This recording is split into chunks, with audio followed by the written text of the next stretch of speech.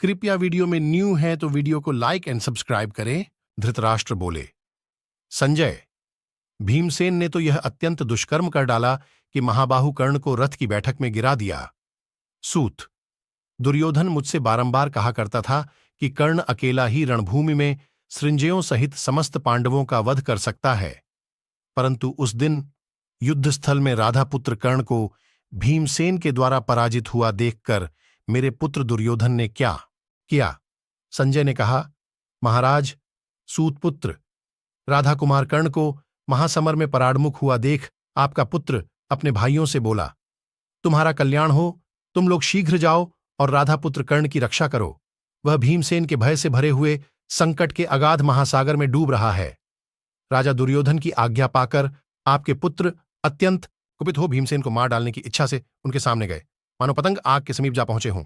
श्रुतर्वा, दुर्धर, क्राथ, क्रथन, विवित्सु, विकट, विकटानन, सम, निशंगी, कवची, पाशी, नंद, उपनंद, दुष्प्रदर्शन, सुबाहु, वातवेग, सुवर्चा, धनुर्ग्राह, दुर्मद, जलसंध, शल और सह, ये महाबली और पराक्रमी आपके पुत्रगण बहुसंख्यक रथों से घिरकर भीमसेन के पास जा पहुंचे और उन्हें सब ओर से घेर कर खड़े हो गए। वे चारों ओर से नाना प्रकार के चिन्हों से युक्त बाण समूहों की वर्षा करने लगे। नरेश्वर उनसे पीड़ित होकर महाबली भीमसेन ने 50 रथों के साथ आए हुए आपके पुत्रों के उन 50 रथियों को शीघ्र ही नष्ट कर दिया। महाराज, तत्पश्चात कुपित हुए भीमसेन ने एक भल्ल से विवित्सु का सिर काट लिया।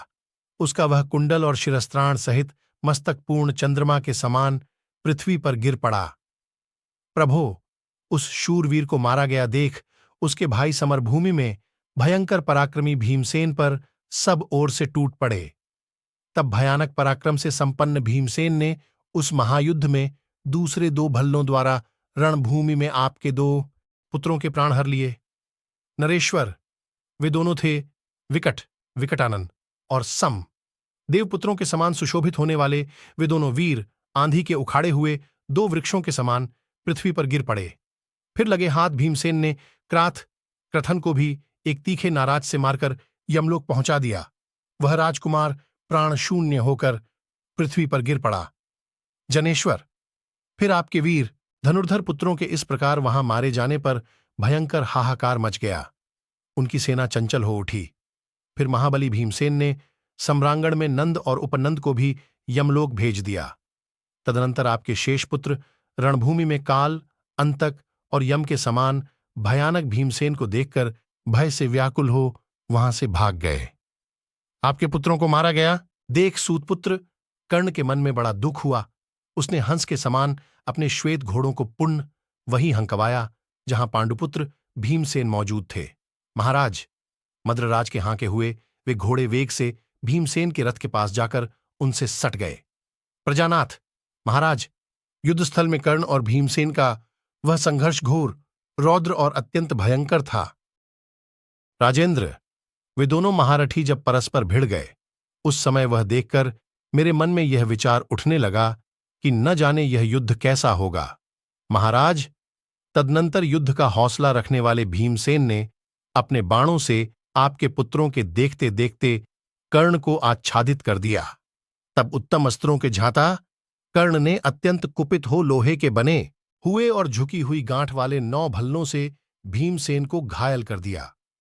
उन भल्लों से आहत हो भयंकर पराक्रमी महाबाहु भीमसेन ने कर्ण को भी कान तक खींचकर छोड़े गए 7 बाणों से पीट दिया।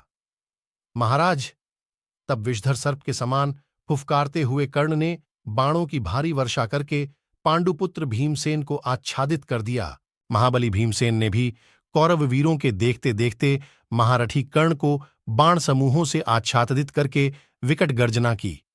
तब कर्ण ने अत्यंत कुपित हो सुदृढ़ धनुष हाथ में लेकर साण पर चढ़ाकर तेज किए हुए कंकपत्रयुक्त 10 बाणों द्वारा भीमसेन को घायल कर दिया। साथ ही एक तीखे भल्ल से उनके धनुष को भी काट डाला।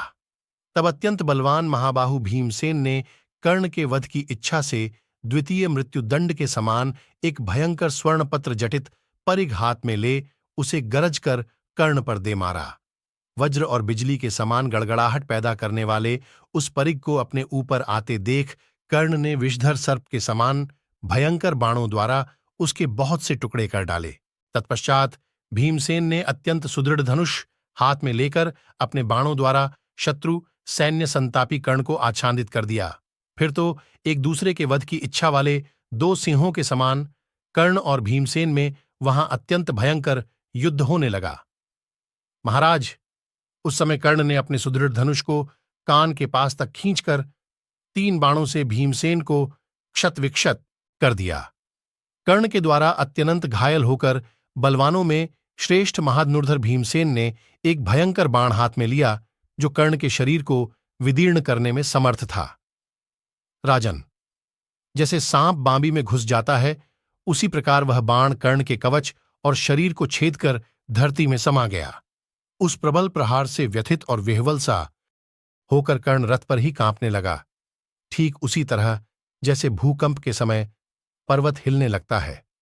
महाराज, तब रोष और अमर्ष में भरे हुए कर्ण ने पांडुपुत्र भीमसेन पर 25 नाराजों का प्रहार किया, साथ ही अन्य बहुत से बाणों द्वारा उन्हें घायल कर दिया और एक बाण से उनकी ध्वजा काट डाली।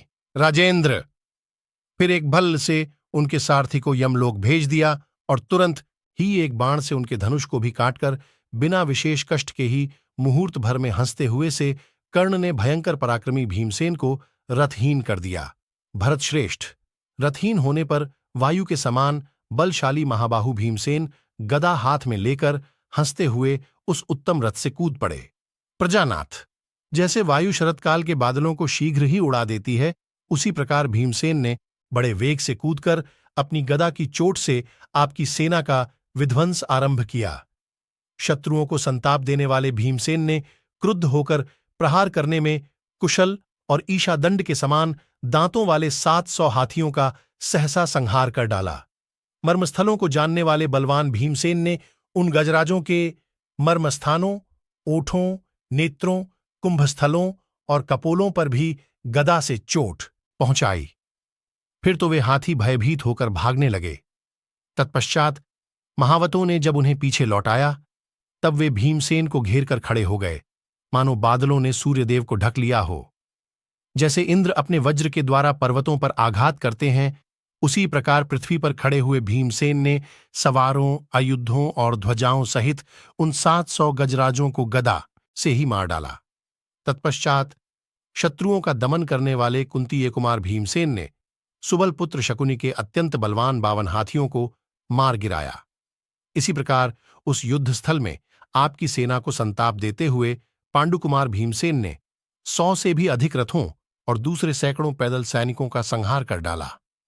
ऊपर से सूर्य तपा रहे थे और नीचे महामंसवी भीमसेन संतप्त कर रहे थे। उस अवस्था में आपकी सेना आग पर रखे हुए चमड़े के समान सिकुड़कर छोटी हो गई। भरतश्रेष्ठ, भीम के भय से डरे हुए आपके समस्त सैनिक सम्रांगण में उनका सामना करना छोड़कर 10 दिशाओं में भागने लगे। तदनंतर चरमय आवरणों से युक्त 500 रथ घरघराहट की आवाज फैलाते हुए चारों ओर से भीमसेन पर चढ़ आए और बाण समूहों द्वारा उन्हें घायल करने लगे। जैसे भगवान विष्णु असुरों का संहार करते हैं, उसी प्रकार भीमसेन ने पताका, ध्वज और आयुधों सहित उन 500 रथी वीरों को गदा के आघात से चूर चूर कर डाला। तदनंतर शकुनि के आदेश से शूरवीरों द्वारा सम्मानित 3000 घुड़सवारों ने हाथों में शक्ति, रष्टि और प्रास लेकर भीमसेन पर धावा बोल दिया। ये देख शत्रुओं का संहार करने वाले भीमसेन ने बड़े वेग से आगे जाकर भांति भांति के पैंतरे बदलते हुए अपनी गदा से उन घोड़ों और घुड़सवारों को मार गिराया। भारत, जैसे वृक्षों पर पत्थरों से चोट की जाए, उसी प्रकार गदा से ताड़ित होने वाले उन अश्वारोहियों के शरीर से सब ओर महान शब्द प्रकट होता था। इस प्रकार शकुनि के 3000 घुड़सवारों को मारकर क्रोध में भरे हुए भीमसेन दूसरे रथ पर आरूढ़ हो राधापुत्र कर्ण के सामने आ पहुंचे। संजय कहते हैं, राजन, कर्ण ने भी सम्रांगण में शत्रुओं का दमन करने वाले धर्मपुत्र युधिष्ठिर को बाणों से आच्छादित कर दिया और सारथी को भी मार गिराया। फिर महारथी कर्ण युधिष्ठिर के सारथी रहित रथ को रणभूमि में इधर उधर घूमते देख कंकपत्रयुक्त सीधे जाने वाले बाणों की वर्षा करता हुआ उनके पीछे पीछे दौड़ने लगा। कर्ण को राजा युधिष्ठिर धावा करते देख वायुपुत्र भीमसेन कुपित हो उठे। उन्होंने बाणों से कर्ण को ढककर पृथ्वी और आकाश को भी शरसमुंह से आच्छादित कर दिया। तब शत्रुसूदन राधापुत्र कर्ण ने तुरंत ही लौटकर सब ओर से पैने बाणों की वर्षा करके भीमसेन को ढक दिया। भारत। तत्पश्चात अमेय आत्मबल से संपन्न सात्यकी ने भीमसेन के रथ से उलझे हुए कर्ण को पीड़ा देना आरंभ किया, क्योंकि वे भीमसेन के पृष्ठभाग की रक्षा कर रहे थे। कर्ण सात्यकी के बाणों से अत्यंत पीड़ित होने पर भी भीमसेन का सामना करने के लिए डटा रहा। वे दोनों ही संपूर्ण धनुर्धरों में श्रेष्ठ एवं मनस्वी वीर थे और एक दूसरे से भिड़कर चमकीले बाणों की वर्षा करते हुए बड़ी शोभा पा रहे थे। राजेंद्र, उन दोनों ने आकाश में बाणों का भयंकर जाल सा बिछा दिया, जो क्रौंच पक्षी के पृष्ठभाग के समान लाल और भयानक दिखाई देता था। राज, वहां छूटे हुए सहस्रों बाणों से न तो सूर्य की प्रभा दिखाई देती थी, न दिशाएं और न विदिशाएं ही दृष्टिगोचर होती थीं। हम या हमारे शत्रु भी पहचाने नहीं जाते थे। नरेश्वर, कर्ण और भीमसेन के बाण समूहों से मध्याह्न काल में तपते हुए सूर्य की सारी प्रचंड किरणें भी फीकी पड़ गई थीं। उस समय शकुनी, कृतवर्मा, अश्वत्थामा, कर्ण और कृपाचार्य को पांडवों के साथ जूझते देख भागे हुए कौरव सैनिक फिर लौट आए प्रजानाथ। उस समय उनके आने से बड़ा भारी कोलाहल होने लगा, मानो वर्षा से बढ़े हुए समुद्रों की भयानक गर्जना हो रही हो। उस महासमर में दूसरी से उलझी हुई दोनों सेनाएं परस्पर दृष्टिपात करके बड़े हर्ष और उत्साह के साथ युद्ध करने लगीं। तदनंतर सूर्य के मध्याह्न की वेला में आ जाने पर अत्यंत घोर युद्ध आरंभ हुआ। वैसा न तो पहले कभी देखा गया था और न सुनने में ही आया था।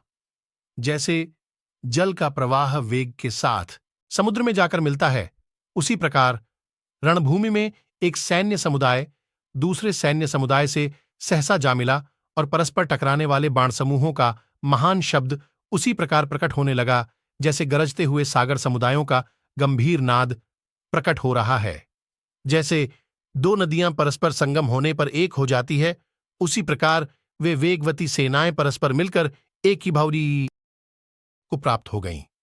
प्रजानाथ, फिर महान यश पाने की इच्छा वाले कौरवों और पांडवों में घोर युद्ध आरंभ हो गया। भरतवंशी नरेश उस समय नाम ले लेकर गरजते हुए शूरवीरों की भांति भांति की बातें अविच्छिन्न रूप से सुनाई पड़ती थीं। रणभूमि में जिसकी जो कुछ पिता माता कर्म अथवा शील स्वभाव के कारण विशेषता थी, वह युद्ध स्थल में उसको सुनाता था। राजन, सम्रागण में एक दूसरे को डांट बताते हुए उन शूरवीरों को देखकर मेरे मन में यह विचार उठता था कि अब इनका जीवन नहीं रहेगा। क्रोध में भरे हुए उन अमित तेजस्वी वीरों के शरीर देखकर मुझे बड़ा भारी भय होता था कि यह युद्ध कैसा होगा। राजन, तदनंतर पांडव और कौरव महारथी तीखे बाणों से प्रहार करते हुए एक दूसरे को क्षत विक्षत करने लगे।